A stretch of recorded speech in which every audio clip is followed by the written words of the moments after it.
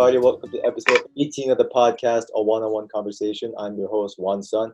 안녕하세요, 여러분. 제 이름은 손원입니다. And today my guest is Dr. Zach Carr. What up? Introduce yourself to the audience, please. Well, first of all, I am thrilled to be here. Thanks for having me, man. My name is Zach. I am a clinical assistant professor in the Department of Communication at the University of Buffalo, which is how I met you. We were Com 101 intro level class, and then you also took research methods with me. So that's a little bit of who I am. I'm a vocal coach. My family owns a music store in the Buffalo area. I'm a wannabe mixed martial arts fighter. I also love Marvel. I love Star Wars. I'm a little bit of a lot of things. So there you go. All right. So you said that your main profession is the communication professor, right? Yes. Yeah. And to those who don't know, his main background was in nonverbal expressions. And I think the first day of research, Com 205 research methods, you said that your big thing was deception, as well as facial expression recognition, something like that. Yeah. And the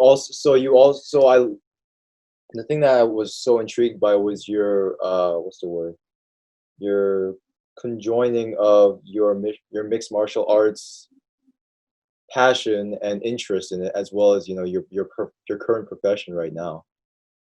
Yeah. So I study deception, so like how people lie. That's how I kind of started off. That was my first publication. So for those of you that don't know, in the audience out there, I do research on facial expressions, body language, things like speech errors, tone of voice, basically how people lie. And so I've done a lot of work. I got my first publication in the Journal of Nonverbal Behavior, looking at strategies that people use to catch liars. I wrote a book chapter in the International Handbook of Deception. I've worked with FBI. I've done talks for judges. I've done talks for, Homeland Security people, all that kind of stuff. So like government agencies, I've done a lot of talks for. But then I wanted to get a little bit away from deception because it's depressing a little bit sometimes because everybody lies. And so you kind of get into this dark hole of, everyone's lying all the time and you're trying to figure out how they're lying. So it's a little bit depressing. So I wanted to start looking into more of the facial expression aspect. So I started analyzing Krav Maga fighters. For those who don't know, Krav Maga is an Israeli form of self-defense. And then I started looking at people who train in mixed martial arts, specifically those that do it like seriously, those that are competing like in the amateur circuits around Western New York. So there's a King of the Cage series that takes place at the Seneca Niagara Casino, or it was before COVID, pre-COVID. And then there's some low-level fight leagues that take place like in Ohio and Pennsylvania and stuff like that. So I was looking at fighters and how do they respond to recognizing faces, emotions. And then most recently, I started turning that to my other love, which is singing and performing. And I started looking at how expression how does it influence us in terms of what we think of a singer, the believability, if they're more expressive, do we think that they're better, even if their voices suck? So that's kind of the paths that I've taken. I have a lot of interests, and so they take me kind of all over the place. Do you think that's possible? Like whatever you're interested in, you can make a career out of it? Hell yeah. Well, to some degree, but I want to be clear. I'm not one of those that's like, if you can dream it, you can do it. I think that exists to a degree. I think let me just backtrack. I think I've told you this, Juan, you and I have had a lot of one-on-one conversations in office hours and stuff. Yes, so pun intended there. So I've said this to you and I'll say it to everyone out there. Like the biggest sham that's put on you all, I hope I don't get in trouble for saying this, but is that you have to decide what it is that you're supposed to do when you become a freshman in college. I think that's the biggest sham or con that we could put on people. Are we allowed to swear in your podcast? Is that acceptable or no? All right, sweet. So that's the biggest load of shit that you could put on freshmen coming in, is that you have to decide what it is that you want to do. And there's this like clock that's ticking from the moment you hit school. I think that's awful. I think that's terrible. And myself, I've been to 3 colleges. I've flunked out of one of them, like completely flunked out of it. Now I have my PhD. And I've had 9 different majors throughout the course of my collegiate career, right? So I want to say that because I think it's terrible that you all come in thinking that you have to decide what it is that you want to do right away. But yeah, I do think that the trick is actually not, can you do what you love? It's finding what it is that you love in time to make it a career, if that makes sense. Like, that's the trick of it. You know, like for me, it took me, I dropped out. I started undergrad again at like 23, 24, something like that. And then I sat in Com 101 where you were, and I was like, holy shit, you could study facial expressions and nonverbal communication. Oh my God, I want to do that. And then I was like, oh my God, I love teaching at the college level. I want to do that. So I found it like in time, quote unquote. That's the issue. I think everyone can do and find something that they like. The problem is that you're told not to. You're told to become an accountant.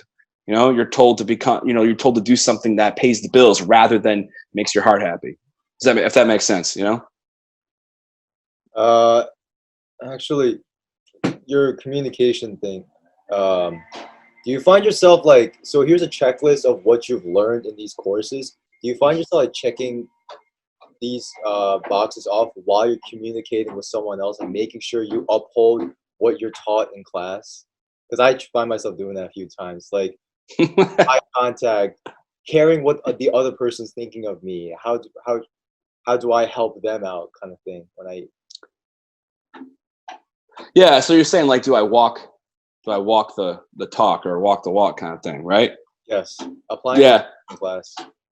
Yeah, I absolutely do.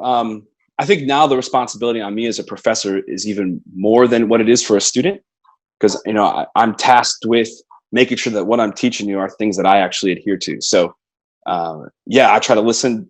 I try to hold myself accountable to the discussions that I have with people, whether it be office hours, lecture, or something like this. I just did another kind of thing like a couple months ago, actually, where it was something similar.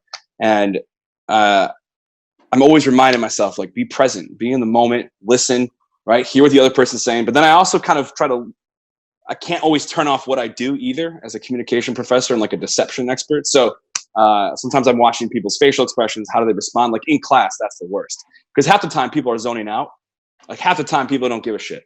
And so you see that as someone who studies facial expressions and you're like, oh my God. But yeah, to answer your question, I definitely try to uphold what I teach and all those principles in everything that I do. Because honestly, communication is a huge problem. And it was a huge, that's my cat, by the way. Hi. You heard, I don't know if you heard him meow, but my cat's in here. So hi, buddy. My cat's name is Moon, by the way. Mooney, we call him. And so in 2020 and before this, communication sucked. We have a horrible problem with listening to each other. And so I make sure that no matter what I do, that's the thing I'm doing, is engaging in dialect, not just like debate, not trying to, plan ahead what I'm going to say, and just listening in the moment. If that makes sense. So yeah, to answer your question in a long-winded way, yeah, I do hold myself to those things, and more so because I'm a professor. There's construction here. Sorry, I'm trying to like. It's all right. You got construction. I got a cat. That's good. Okay.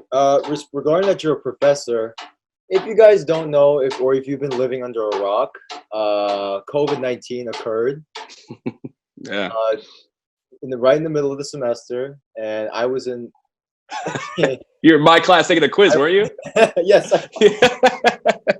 I took my sweet ass time with that test too. I think I did okay. I think I got like 18 out of 20. But you did great. But the funny part was he asked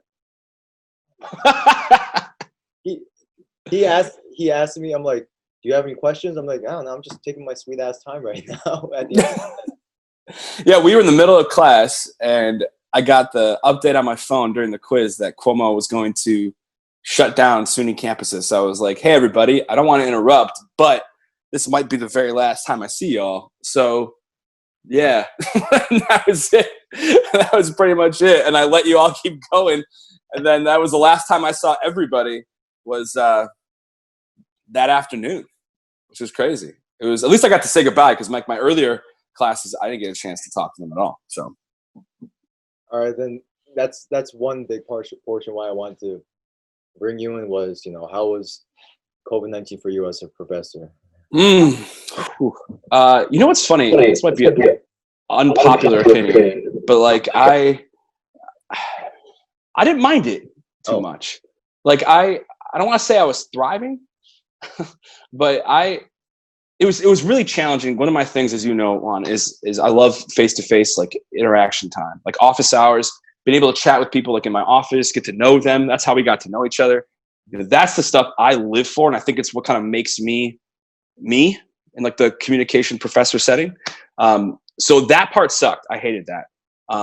But I liked being able to take my time and like feel like I didn't have to give a performance when I was lecturing. When you lecture, especially with stuff that's like 101, you have to make sure you have a good vibe, good energy, good entertainment level, because otherwise people get bored really easily, especially with research methods and Common 01 stuff. That shit can be real dry.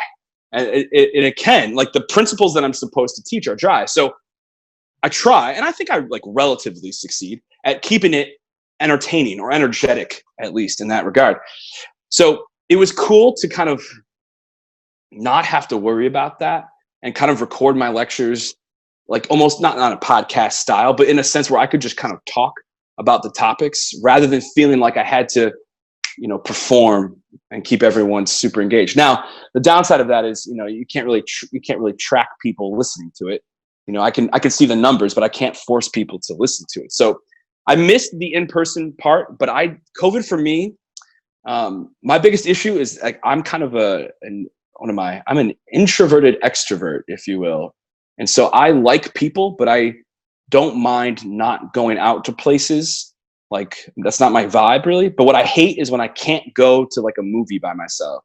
Like that's something I love to do. Like I love to go to movies by myself. That's like one of my favorite hobbies.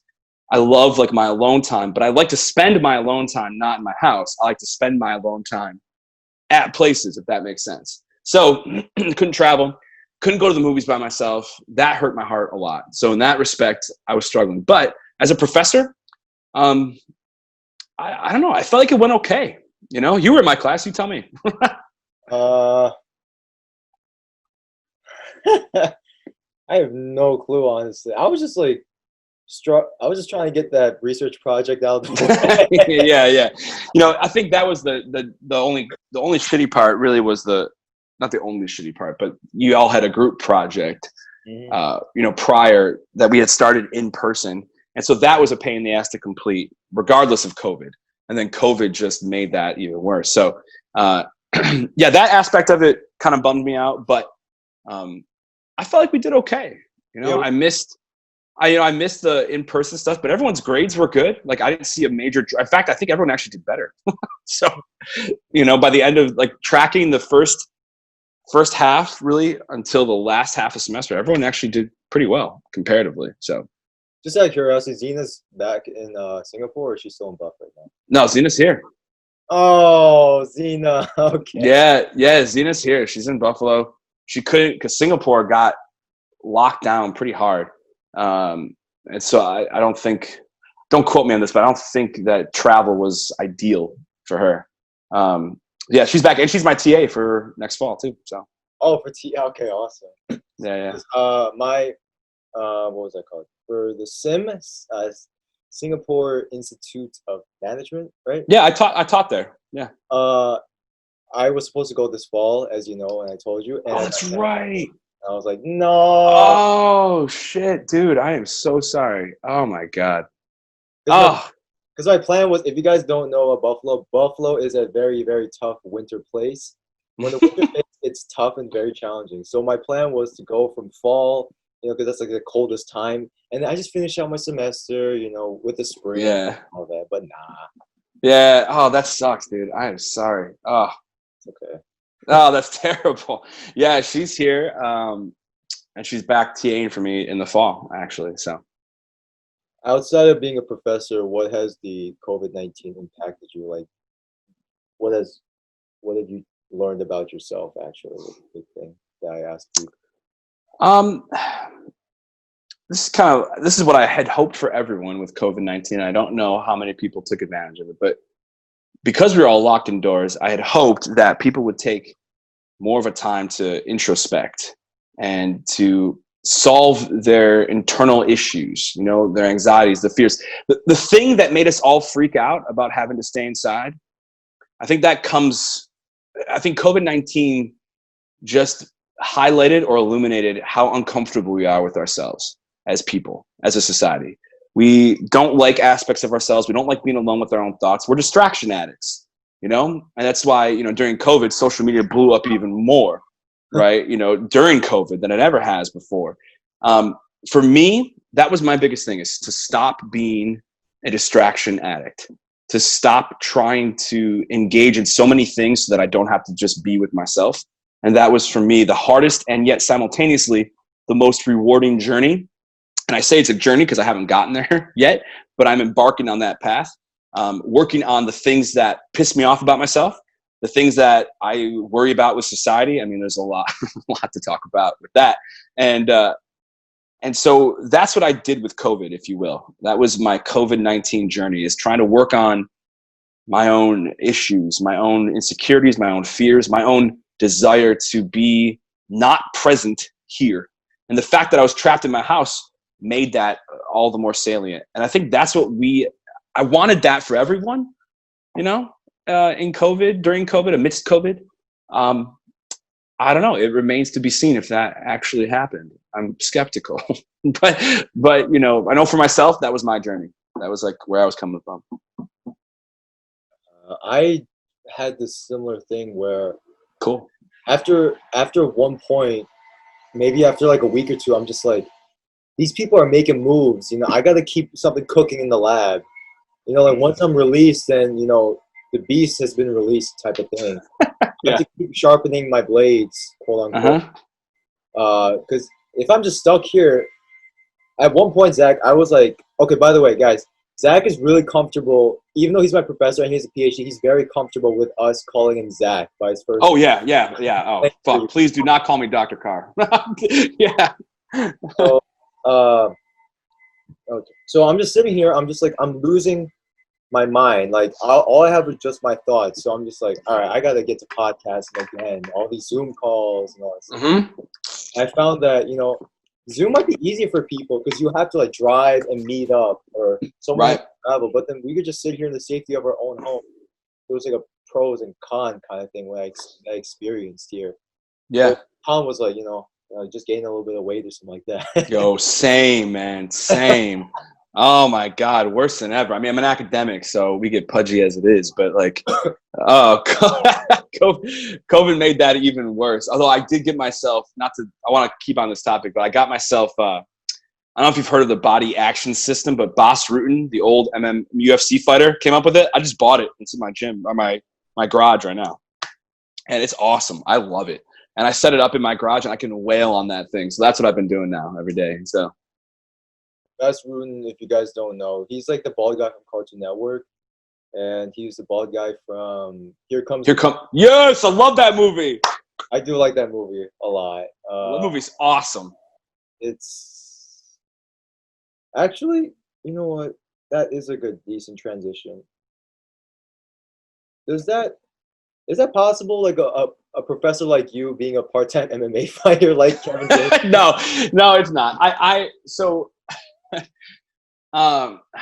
Going kind of bringing it full circle to wanting to work on my own insecurities. I had some shit in my childhood that for lack of a better word fucked me up like badly. And so when I went away to my first college experience, I was a mess, and being away was great, but it also exacerbated some of those things. So when I came back to like the Western New York area, I settled in Rochester for a little while. So I was at U of R, and then I was living like in the Victor Menden area of Rochester. And that's when I dropped out. I flunked out. And it's because I was a mess. I was angry. I was pissed off. My father was a douchebag, like all these things. I was angry. I was like 21, 22. And that's when I said, okay, I need to channel this into something. Now, I should have figured out a better way to channel my emotional instability, but I chose MMA and like specifically Muay Thai. So I love striking. I'm not a big ground guy. I was never good at it. It just doesn't appeal to me. I like striking. That's like my big thing. So, I grew up a huge fan of the Chuck Liddells of the world, the Rich Franklins, Oh my God, I was just a fan of what they could do with their fists. Like they could just wail, and it was fantastic. Like I loved, John Jones, pre all the steroid shit and all that. I We'll know, get but to that later. like I loved his striking, and same thing with like Silva, a lot of those like Lyoto Machida, like, oh my God, I was such a fan of his ability to strike. So I got into that, and I did it pretty intensely for like 3 years, and got to the point where I started doing like low level, professional, like shitty pro leagues, but like low level. So I did a couple fights in Ohio, won a couple, and then I tore my ACL getting ready for my third fight, shredded it. And that was pretty much the abrupt end of my kind of training, because I was out for a year, and then I realized that this isn't sustainable. And then I came back to Buffalo, enrolled back at UB, and I was like, all right, I got to get my shit, I got to get my life together. So I've been training still in Muay Thai ever since, but that was the abrupt, short-lived career. It had a great start, great middle, and a terrible ending. And so it's, but I still love it. I still train today because I think it's awesome. Great way to keep in shape. Also, I still remain, sometimes like I get angry and things like that, and I need a good outlet for it. So it's good.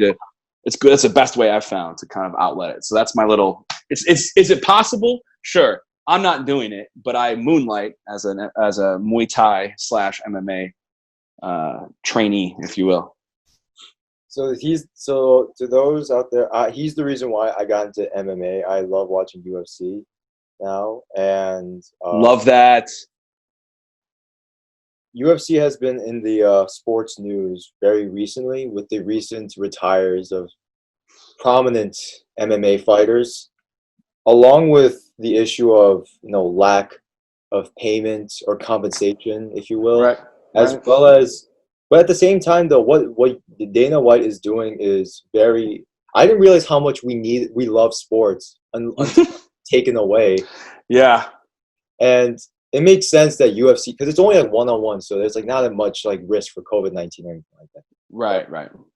But with him announcing Fit 250 and then Fight Island and all, I'm like, this is good stuff. But then these other issues have arisen, and also take away the fact that there's no crowds anymore.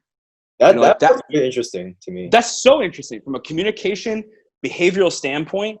There is so much that we don't know about what an athlete, particularly a fighter, draws from the crowd. That has nothing to do with their technique, but more with how do they connect, or how do they process the momentary, holy shit, I'm fighting somebody in a cage. There's a lot of guys, if you look at some great, like, I've done a lot of qualitative interviews with MMA fighters who will tell you that it's only the crowd that gets them through a fight. Like if they're like, when I'll tell you, my first fight was in a shitty Rochester hole in the wall gym. Like it was like it was straight out of Rocky. Like I swear to God, like it was this,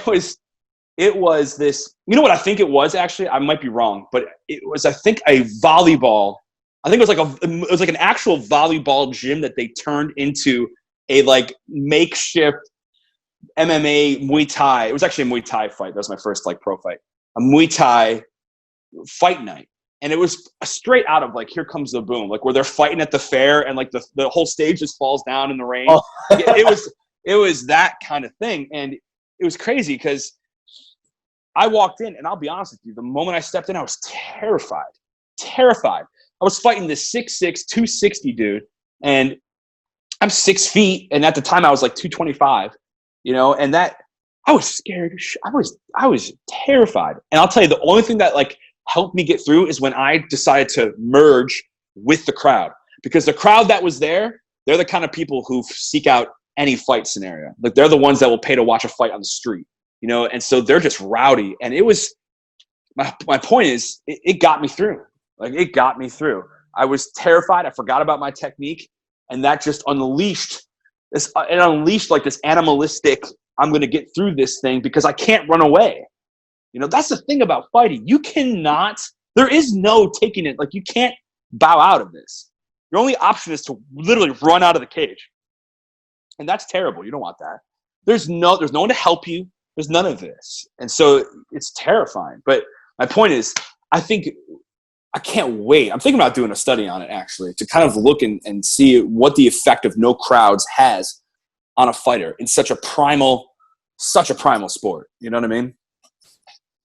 Justin Gaethje, I'm sure you're probably a fan of him because he fights exactly how you said. He's a big striker. Yeah, yeah. So his recent win when he won what was it, interim lightweight, right? Yeah, I think so. Because Habib is stuck in Dagestan right now. Right. So at his post fight interview, like when Joe Rogan walks up and he's like, so Yeah. this is very interesting bit I found with MMA fighters. He said, "I came here ready to die tonight," and I'm just like, that is essentially it. You have to be ready to die. That's it, man. I mean, look at this shit. When you dial it back to ancient times, I mean, we're talking like gladiator style. There was none of this. It was a fight to the death.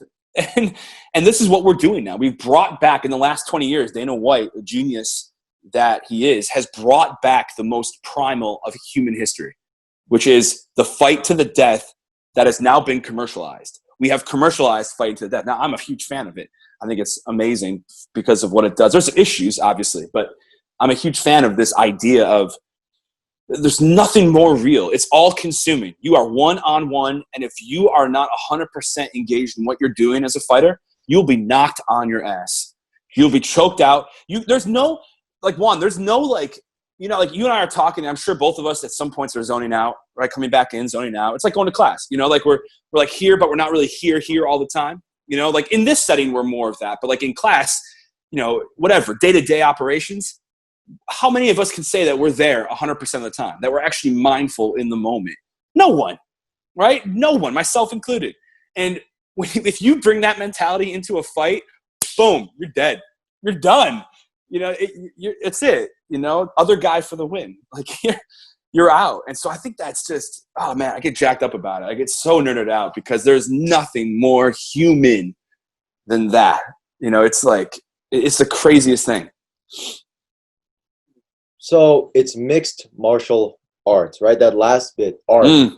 It's an expression of human expression. Okay, that's really cheesy, but you get it's a form of human expression, right? Yeah. Whether it's with our bodies, it's what we do with our bodies, whether it's painting, singing, etc., right? Yep. You just said it's primal, right? But it's mixed martial art. We call them artists, actually. Yeah. Oh yeah, for sure. Just like we call Drake, Picasso, all these people are artists, right? So where's the balance between like, I'm gonna kill you, but then the elegance of the movements and all that stuff? Well, I think that question sums up where we're at as a society, actually. Where is the balance between our primal instincts and the rational, whoa, sorry, my headphones went crazy there. The rational mind coming in and saying, no, let's guide this, right? And I think that's partially where training comes into play. I think the art part is a choice. So the fighter, speaking from my own experience, I got to a point where even if it was all primal, there was a portion of my brain that had conditioned to recall the options that I had available to me as a fighter, right? I could choose to switch stance. I could choose to lead with a double jab into a cross. I could choose to lead with a cross and then go for a body shot, right? Or I could go jab to the head, jab to the body. Those were all choices that came out of conditioning, right? And so I think that's the balance, is that and this is what a lot of people don't realize, that the artist has the choice in the decisions he makes in terms of the strikes or moves that he puts into the octagon, the ring, whatever it might be. That's where I think the art comes in. I think the primal part is the motivation to do it. And I think it's a beautiful thing. And I like that. I like that you highlighted it. I've actually never thought to highlight the art part of it, but I have thought about it, because everything, even when I'm training in my garage, I have the choice of where I want to land my strikes. That's the art part. It's not just strategy. Like it is strategy for sure. Like, how am I going to best defeat this person? But in that strategy is an art, is how do I want to get to point B? Here I am at point A. What's my route going to be getting me to point B? So I think that's the balance, is checking the primality of this all with what I would call the rational mind, which is not necessarily rational that we might use in everyday society, but it is a thought that I have milliseconds to make a decision. And that decision will then dictate the next person's decision. And all of this is happening, by the way, in seconds, which will lead to 5-minute rounds. That's it. That's all it is. So I think the art form of fighting actually comes in the minutia. You know, it comes like, I think it also comes to, you know, I think this is where the crowd, it comes in how they walk. It comes in their pre-ritual, their pre-fight ritual when they come out to the octagon. You know how, like, what is it, John Jones used to, or was it Anderson who used to, like, crawl onto the, you know, the octagon, right? You know, like, that's an art form. You know how, like, Nate Diaz would, you know, he taunts, right? He's got his, like, way of being. Yeah, his strut. I think that's, you want to talk about real art in mixed martial arts? I think that's where the overt, explicit art comes into play, how these guys represent themselves. But the minutia of it, that's still art to me, are the choices that they make second by second. For me, like, when it comes to art with mixed martial art, it's just how coordinated, how fluid they're moving. Sure. When I watch someone like Tony Ferguson set up his Doris choke, or you have, do you know this guy, Alexei Olenek? Yeah. The way he set up his Ezekiel choke is like, yeah, you could do a rear naked choke from the front. I didn't know. Right. Or like Habib when he sets up his takedowns, or how he stops your legs against the cage, so you can't do anything except just punch, but you're just going to exert a lot of energy. Or honestly, it's just Tony Ferguson, because he's just like doing all this crazy crap. Well, dude, I mean, that's it. That's what I mean. The choices that they make are strategic, but they're artistic. You know, in the way it's also artistic in the badges that they wear, in terms of, do they market themselves as a jiu-jitsu specialist? Do they market themselves as American boxing? Do they market themselves as Muay Thai? Are they, you know, really mixed in that way? You know what I mean? So what you're talking about, absolutely. You know, I mean, and you see this in, like, how much distance does someone want to cover? Like, you talked about ground game, so I'll talk about striking. How much distance do I want to cover in my leading jab, right? Sometimes I want to set them up so that they think I'm further or closer away, right? I want to deceive them with the length of my jab, right? And then set them up to just, you know, for that straight right down the pipe. So, you know, I think, you know, these minutia little choices are where mixed martial arts shine, you know, because it's so hard for us to process that fighters can do this while someone else is trying to kill them. Like, I remember, do you know the other Dagestani fighter? He's what's called featherweight. His name is Zabit. Yeah, maybe ish. So he was fighting this one guy named Kyle Bochniak, and Bochniak got killed. We all know it's because Zabit had, like, what, 3 or 4 inches in terms of reach. Oh yeah. He was just jabbing all day, and he was using his wrestling against Bochniak, and it was just easy. So I was just so amazed how he finished all 5 rounds, and his face is just yeah. It's not anything anymore. I'm just like, how do you take that much beating, but you still manage to hug someone afterwards? Dude, that's the primal aspect. I think this is, you know, you referenced the interview, you know, I came here prepared to die. Like that, think about what that sentence means. You know what I mean? Like that statement implies that you are 100% ready to leave everything out there in that moment. That's where it comes from. That's primal. I mean, that's life or death, right? And, you know, our ancestors had to do this to survive as they were foraging for food. And now people choose to do this as a profession, as a career. They choose to say, I'm going to be putting myself into a situation where I might literally end up in the hospital an hour later. Think about that. That is nuts. Like, one thing I was thinking about, like, not like MMA fighting, but just like as a workout, but I'm just like, I like my ears, man. Like, well, the ear thing, yeah, the ear thing, I mean, that's where I kind of got out of it too, but the ear thing comes a lot from jiu-jitsu. So, you know, yeah, because it comes from the pressure. Yeah, it comes from the pressure, you know what I mean? So I highly recommend Muay Thai, American boxing. I've been doing a lot of boxing lately, and combining that with Muay Thai, I think that is a fantastic workout. And you get a different kind of punishment. Like if you spar with someone, you can walk out with some pretty significant bruises, concussion, stuff like that. But that's my preferred thing. I like it a lot more than rolling around. It's just not my vibe. Wait, so you're a light heavyweight then, right?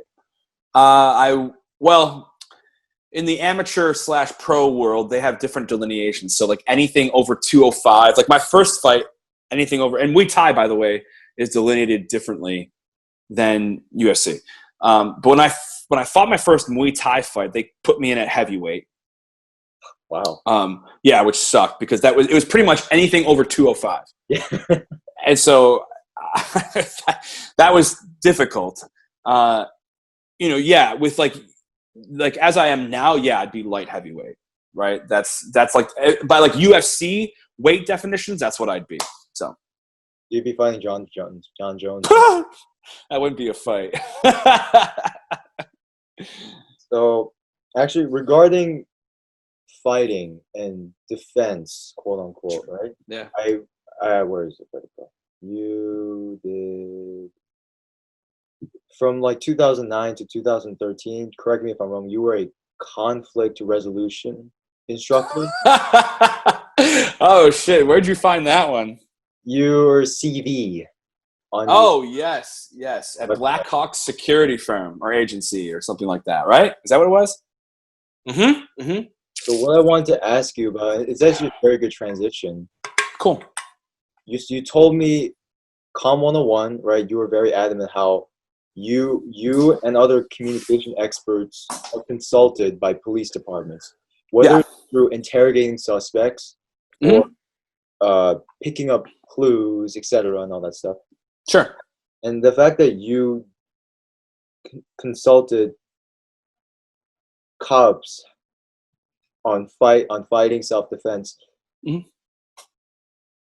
what do you think is contributing to like police brutality? Because like some things I found out were like, this is one great analogy by Hassan Minhaj, the Patriot Act show or whatever it's called. Oh yeah. Mm-hmm. So his episode was about the police brutality. That's a big topic, to say the very least, especially in the recent. Sure. Yeah. He said he was interviewing a former cop, and he said, this, if I say bang, that means I shot, right? Start talking to me, bang, he's already dead. So that conditioning of the cops are always they have to be aggressive. So some people are arguing that is contributing to this police brutality, or the instinct to just immediately pop someone with a bullet, or immediately do these violent acts. So do you have like, could you elaborate and just like bridge the two and all that? Yeah. Whew. There is a lot. That's a lot to unpack there, man. A lot to unpack there. I want to say there's a couple things. I'll answer your question, I promise. And if I don't answer it, please just say, Zach, what the fuck? I will answer it. I promise. So first of all, yeah, we are going through it was unprecedented because of COVID, and now it's unprecedented because of the attention that's finally being given to systemic issues that have really pervaded America for quite some time. Now, having said that, is there unfairness that exists within the police departments across the country? Yes, there are, absolutely. Now, what does that mean though for reform? That is, I think, where we all are struggling, right? And so I'm going to allude to things I used to tell cops, and I still tell cops, and I tell my students, and I'm going to say it here. We need more people who are dials and less people who are light bulbs. Would you elaborate? All right. Light bulb is an on-off. Okay. Dial has degrees. Oh, right? Oh, okay. And this is on both sides of the aisle. This is where we as a society, as a country, have lost so much. We have so much of a light bulb approach and not enough of a nuanced dial approach, right? And that was something I would tell, police officers is you're right. They are conditioned to embrace threat in an aggressive fashion. right? Now, I think there are reasons why there are some. By the way, I support the fact that not all law enforcement people are bad, right? And this is, again, an example of a dial. I think the issues with George Floyd, Breonna Taylor, right? In Buffalo, right here with Martin Gugino, I believe his name was. Dude, I was going to ask you about that, actually. Yeah, 75-year-old man, right, who that situation was not handled well either, and either was the response. Now, that's the kind of situation where it seems like that's all fucked up, and so the issue, the obvious solution then should be that we should throw the baby out with the bathwater, right? The whole system should then be shut down, toppled, and that's it. And here's the problem with that. When you pull down an existing power structure, and then you assume that nothing's going to fill that power vacuum, or whatever fills that power vacuum is going to be better, that is a utopian assumption that I support ideologically, but I don't think is practical. Does that make sense? Right? And we've seen this. And so this is where I say, okay, there's an issue. What's the appropriate response? I don't know. I'm not an expert on such things, but I think I want to say those kind of overarching comments before I delve into the heart of your question, is that there's an issue with some bad law enforcement people who go outside of their bounds and act like assholes. They absolutely do. But the response to that should not be to then turn off the switch and be a light bulb on the other end of the spectrum. That's not good either. And this is where we are lacking. We have this side, and there's nothing in the middle. And it's only going to perpetuate this terrible cycle that we've been seeing. And so I had to say those overarching comments because I'm friends with law enforcement, and they're all good people, and they've all behaved exemplary. I'm friends with an MMA fighter who's law enforcement, who's an awesome person, and who denounces all of these actions, and as do I, as is every decent citizen. You look at this shit that went on, and you're like, that is terrible. Change needs to be made. Now, the question becomes, what is the response supposed to be? What should it be? Right? And that's what I think people assume that because you say you support law enforcement, that means you're not acknowledging that there's an issue. And that's not the case. That's a light bulb approach. And we need to be nuanced. Of course there's an issue. But what's the response? To turn the switch off and then act just as bad as the things that we're trying to fight? Is that the response? Is the response to just flip the script and then target another group of people just because 7 of them acted like douchebags? Like, is that the appropriate response? I'm not sure, right? And so this is where I'm kind of at now. Now, to answer your question, it goes back to something I experienced. I don't know if you know this, but I did Army ROTC for a while as well when I started at University of Rochester. It was a great program. And there were, in both of my years that I did it, there were about 10 guys who did it simply because they wanted to bring chaos. They wanted to shoot people. They wanted to be in control. And if that statement is shocking to you, that explains a legitimate portion of what we're seeing that is wrong with the police system. It comes in the recruitment, and it comes in the process by which we get police officers to serve, and how those police officers are trained, and how those police officers are conditioned. Now, I'm not an expert in such things, but I can tell you, just personally speaking, that when I used to work with police officers and consult them, we do conflict resolution. There were always, in my small classes, there's always about 5% of guys who had no issue in resolving conflict. They had no desire to solve conflict. No desire to solve conflict. They didn't want to solve conflict. They wanted to be the conflict. They wanted to. This is what you got to understand. There are people that exist. This is not a military or law enforcement statement. This is just, there are people that exist that what they want to do is inflict harm upon others. There are people like that who exist out here. They have no sense of decorum, rationality. They lead with emotion. And you know what? Some of their issues come from very valid places. They were abused. They struggled, whatever it might be. But here's what can happen. Now, I don't know. I'm not even going to claim that I know any background about any of the officers that were charged or any of that. I don't have any research done on that. But what I do know is my own experience. And I can tell you that there are people like that exist. And sometimes, as with any population or workforce, those people slip through the cracks and they become an integral part of a force, right? And so that's one of my realizations is simply that there are not good people that get put in positions of power. And those people, then things like this happen. Now, the other thing to look at too is, well, what is happening in the moment when someone like, for example, the Martin, I think his name is Cugino, approaches a police officer in that situation? What's going through the officer's head?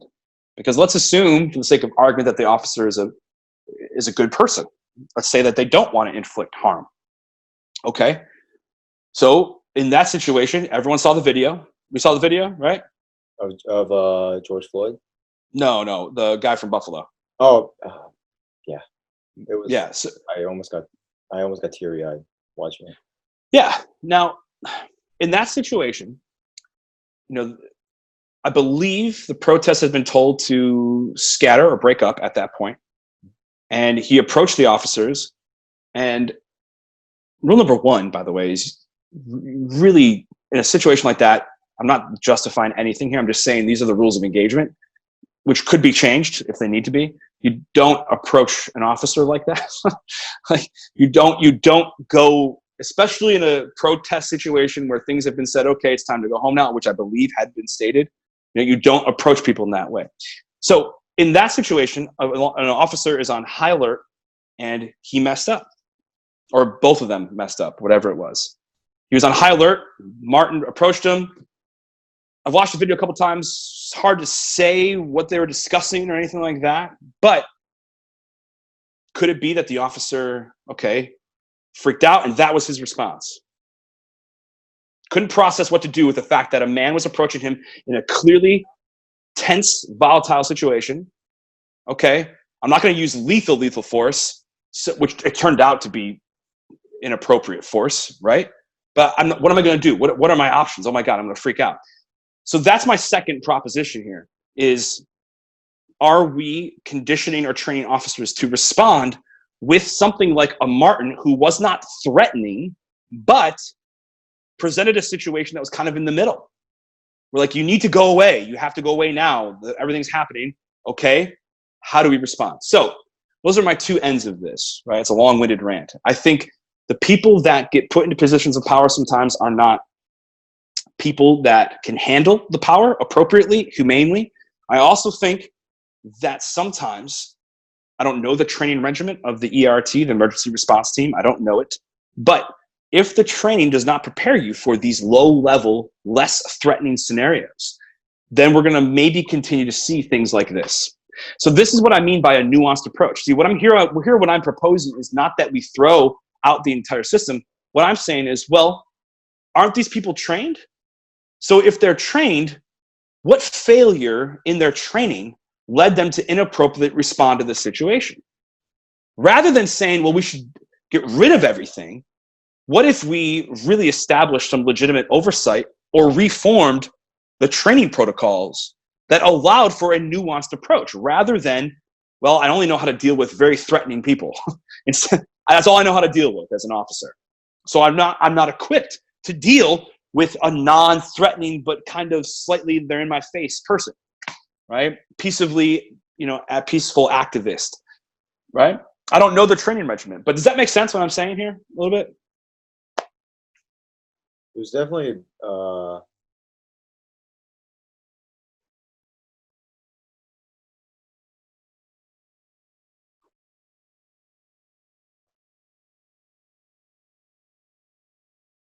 there's a balance where where trigger happy behavior is not accepted as well as.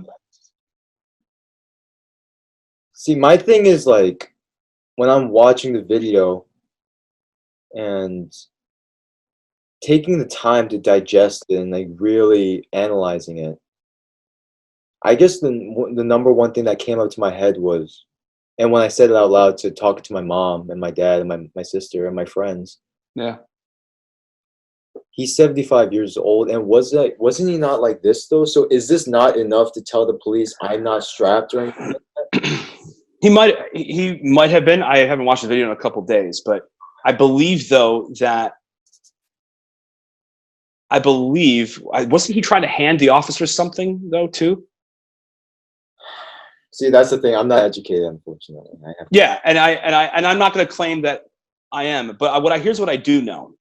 I think that the protesters had been told to disperse after that time. I do think he was trying to reach out to them to give them something, or I don't really know. I don't know. I'm not going to claim that I know. But movements like that in a tense situation present themselves as a difficulty for police officers. Now, again, let me state, just in case I get hashed out for my comments, I do not support the response to this. What I'm saying, though, is it's clear to me, as someone watching this, and hopefully clear to you, that they were not equipped to deal with the situation. Whether it be training, whether it be mindset. My whole point in this little discussion, which I love, is it the appropriate response to say, let's get rid of all these things, right? Is it? Do I think that we need to have $130 million to the Buffalo Police Force? Probably not. I don't think it needs to be. I don't know. I'm spouting off random numbers here. But, but I'm saying, like, do I think that the militarization of police is always necessary? No. But do I think that our response as a society should be to just burn the whole thing down? No, I don't think that either. I'm sorry, I don't. And to any of your listeners that might take issue with that, I urge you again to be a dial, not a light bulb. Right? Because what if we could solve this and weed out people on the emergency response team in Buffalo, for example, by instituting reforms in training? What if there were checkpoints or protocols that would present situations like the 75-year-old man coming up to you and acting the way he did, and that would condition you to respond appropriately? What if we came up with scenarios that have 12 different things? Rather than just lethal and non-lethal, what if we came up with some gray area of all these things that are in between to prepare officers for peaceful demonstrations, peaceful protests? See, that's my point here, is it's A, either mindset, or B, they weren't equipped to deal with this situation. My question is, why weren't they? Where did we fail? Where did the police department fail? And can that be where we target our reforms? Can that training process be where we look to reinvent the wheel, if you will?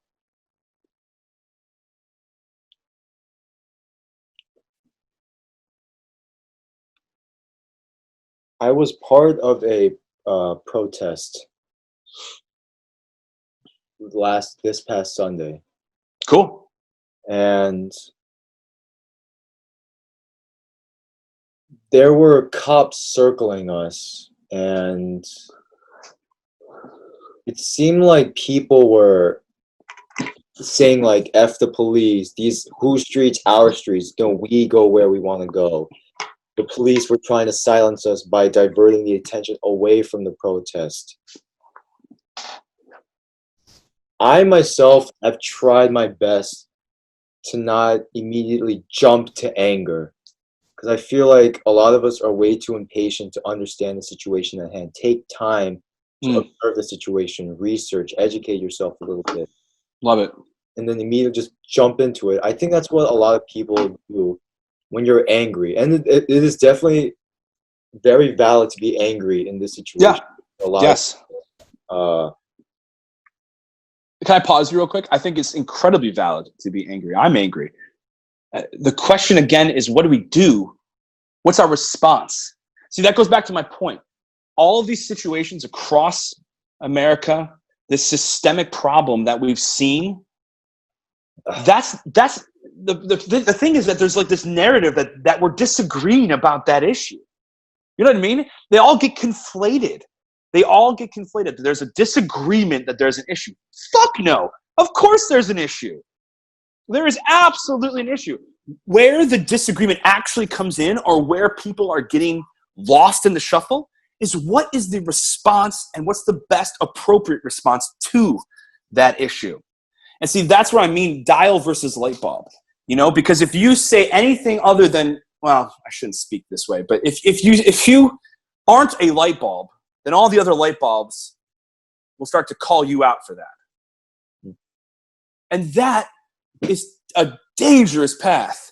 That is a dangerous path that's not driven by objectivity and rationality and an appropriate, healthy response to the emotions that we feel, right? So I just want to say, yes, you are completely correct. All of us, as human beings on this planet Earth, should be mortified and are mortified at what's going on.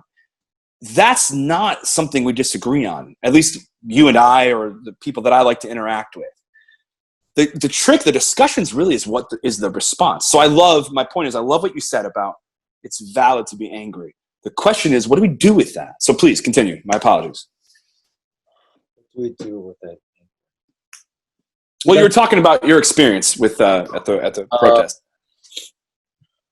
I was trying to understand both sides, where people see, because one of my protesters, I just did a podcast on this. I put it up, Zach, if you want to go see it. Cool, I will. So he said that the police were actually diverting the attention away from us, so therefore they don't see the protest, they don't see our message. But then the other flip hand side was, well, what if they're trying to help move along the traffic? Because people don't. All right, I know I might sound like a dick to some people, but we're fucking up traffic. People need to get to work. People need to get to need to get home. So we're stopping it. So what about the logistics? I mean, the practicality of that situation. But then I understand where he's coming from. I understand where they're coming from. And then, but the meeting at the middle, I don't understand. It seems like people just let their anger or their emotions just aside. Boom. They're not objective about. Boom. Oh yeah, research, right? We have to be as objective as possible. Boom. Absolutely. And listen, it's the meeting in the middle, Juan. That's where we are failing. But here's the thing. People are going to say, well, Zach, no, there should be no meeting in the middle. Well, then what is the alternative then? What is the progression? I'm going to riot and burn down a 7-Eleven? And then, no, but my point is that the cause for protesting is so freaking valid. But that response, though, we have to figure out as human beings. We all have to come to the table. Everyone needs to have a voice in this discussion. And we all have to figure out, we have to come up with a middle ground. We have to. Because the response, an eye for an eye response that we're seeing in some factions, right? That's where things get clouded.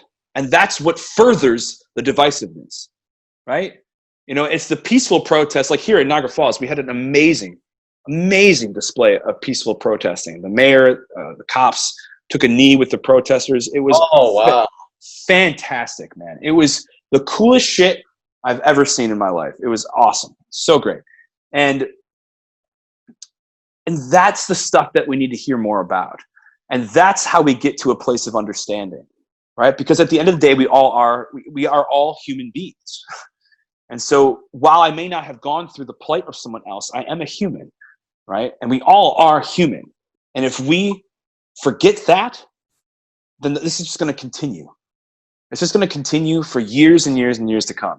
And so this meeting in the middle point, we are letting our emotion, the place that it originates from, which is valid, we're letting it overtake and interact with all of our decisions about how to respond to that emotion. And that, like you said, that's where the issue lies.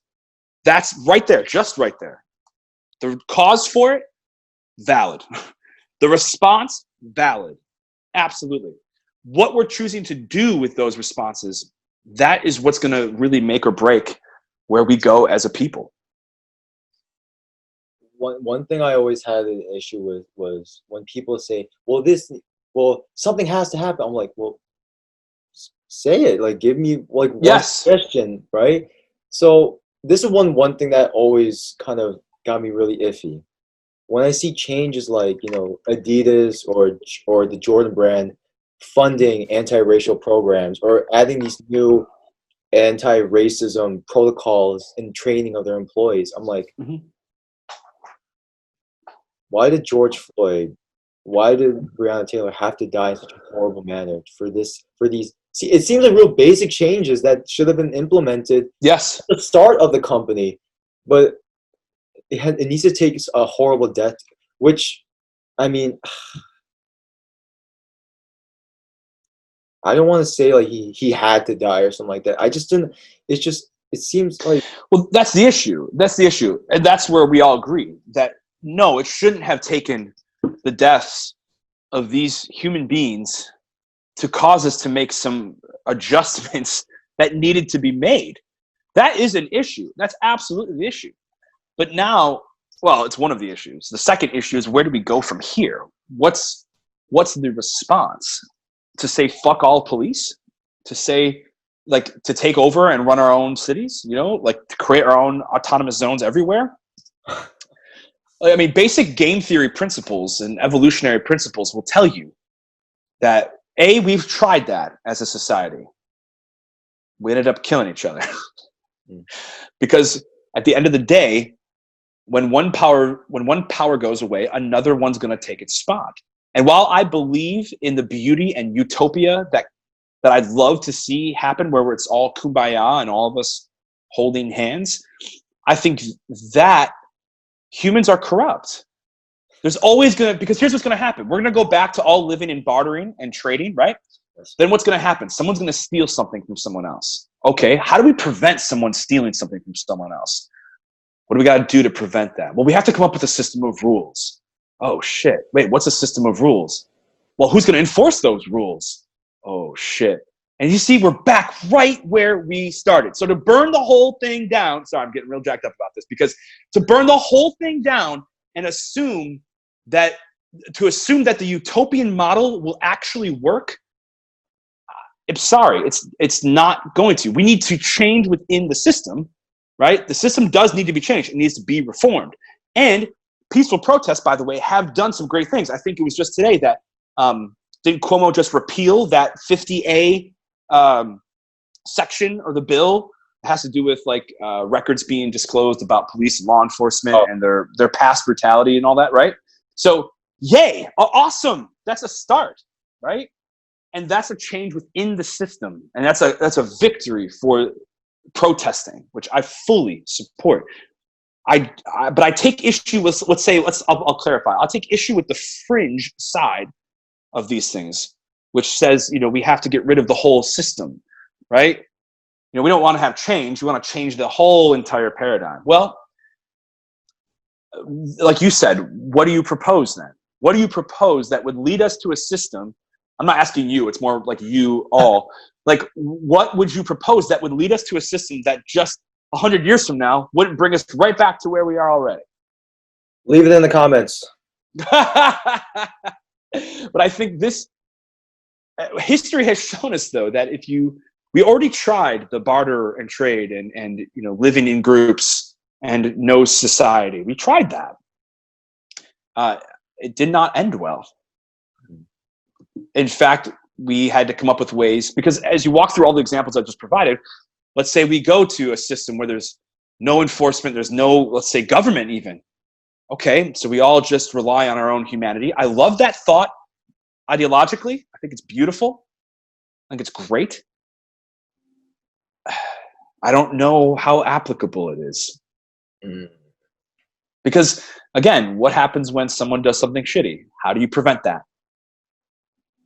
Rules, government, that's what it does. That's what it would be, you know?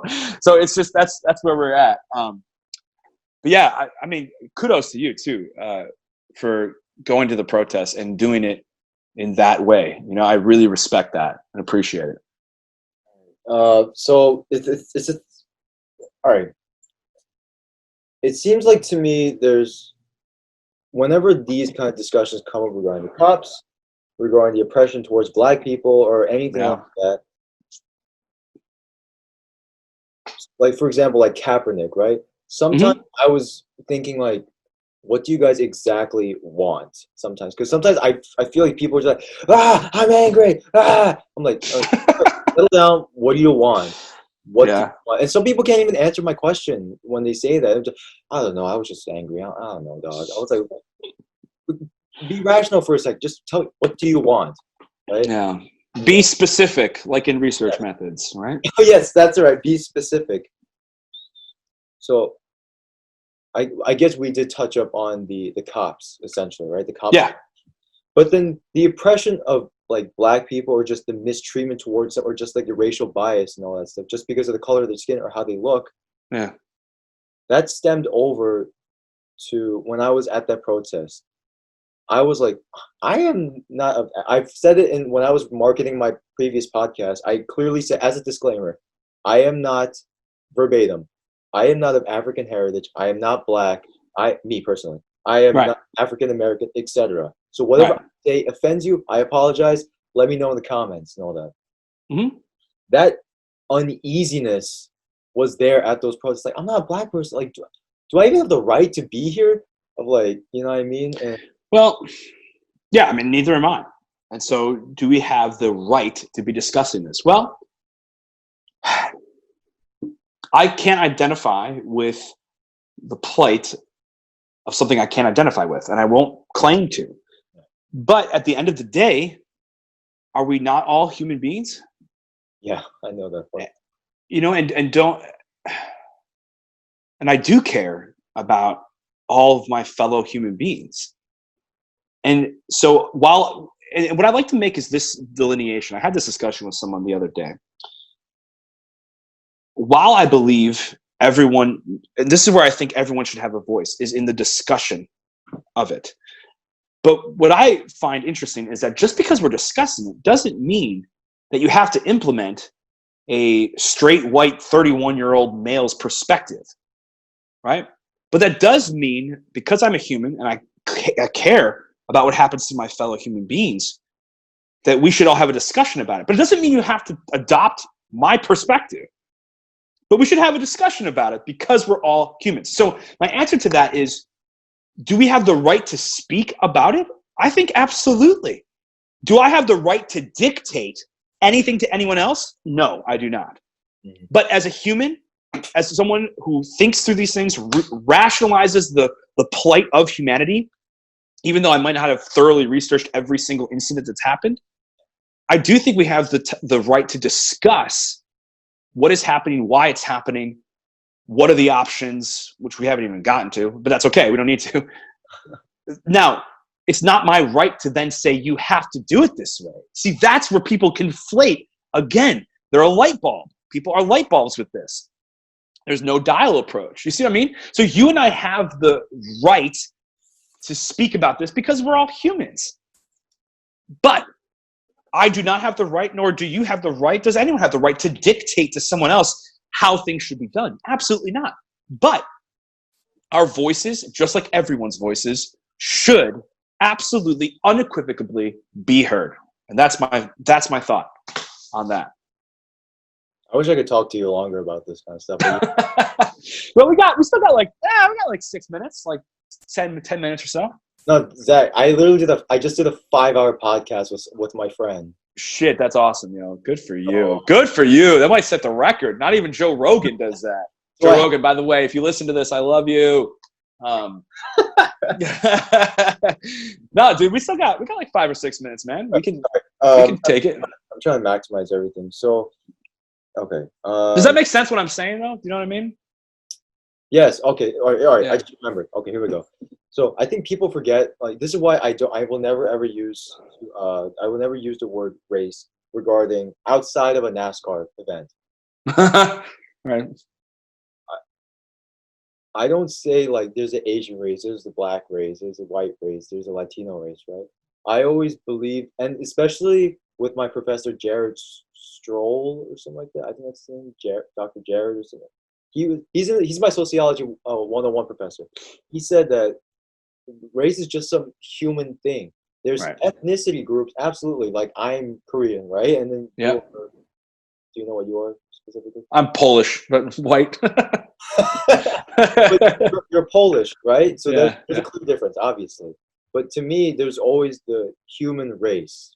That's it.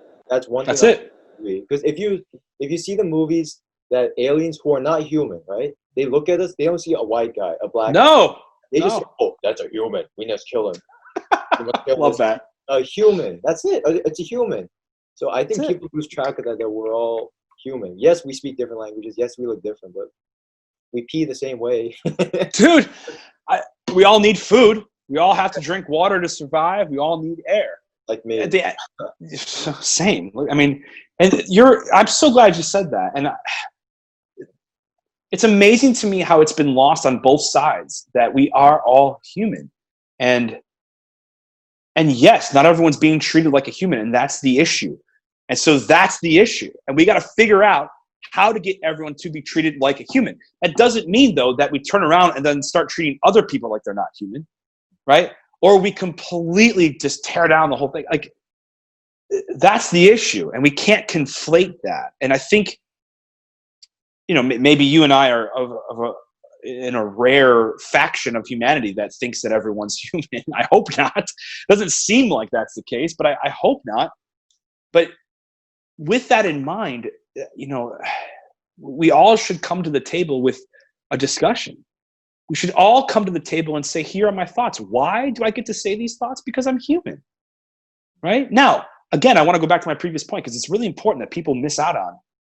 In my discussion that I had with a colleague last week, it just fell on deaf ears, which was so concerning. That, yes, because I'm a straight white male, I couldn't even mention or talk about the topic. I couldn't even do that, right? I had no right to do that. That scares me as a human because I am a human. And so I'd like to, that's something I care about. And I want to discuss these issues with everybody. Again, and I tried to make this delineation, that doesn't mean I'm telling you to adopt my perspective, though. I'm not saying that what I say should be policy. See, there's the difference. That's the nuance of it all. I'm not saying that. I'm saying that everyone should be heard. What policy gets enacted is a different thing. Does that make sense? That delineation? Yeah. And that's what people just can't process. Is I'm not saying that what this is coming out of my mouth, that should be the new standard. Hell no. But what I'm saying is that all humans should have a chance to speak about it. Right? All right. So we got 2 minutes. Okay. So I'm just going to do one point and then finale. So, all right. One quick question would have been, if it's a solution, right, you have to make sure that it cannot be one universal solution, unfortunately, because you have to right. What's the word? Account for so many other differences. Like you can't, the change you apply in Idaho can't be somewhere like Alabama, right? Yeah, it's not a one size fits all. You're right. Yeah, it's not a one size fits all. So I think it's gonna have to depend on the human race's creativity. Right. It's gonna depend on our intention, and it's gonna depend on what makes us. You know what's amazing? I love that you said that. It's gonna make us do what we do best, which is be creative. It's going to make us be what makes us human. What is so great about who we are as the human race is our ingenuity, is our creativity, is our expression, our ability to think outside the box. It's what separates us. And so I love that you said that, and I couldn't agree more. And if we keep those two things in mind, A, that we're all humans, well, maybe 3. A, that we're all humans and every single human has a voice and should be heard, respected, and loved. And then C, that it requires some level of incredible ingenuity, creativity. We will be able to fix this. We will be able, and maybe not fix it, but we'll be able to remedy it and keep on getting to that point where, yes, there is equality for everyone. I think you might have already done it, but then we'll just do it. Do you have any things you want to say to the audience real quick? Any final words, sorry. Be a dial, not a light bulb. All right, do you have any plugins that you want to do? Like, I don't know if you have social media. You know what's sad? I'm only on Facebook, so feel free to friend me. It's just Zach Carr. I only do Facebook. It's weird. I don't know why. I'm old, I guess. Old people problems. No, I would love to hear from y'all. I'd love to be back. I think you're awesome to talk to. And let's do this again sometime. Yeah, man. Yes, sir. Thank you very much. Appreciate you. Okay. Dude, you rock. Be well. All right. Thank you. So if you enjoyed the podcast, please share the video, like, comment, subscribe, and always, y'all have a blessed day.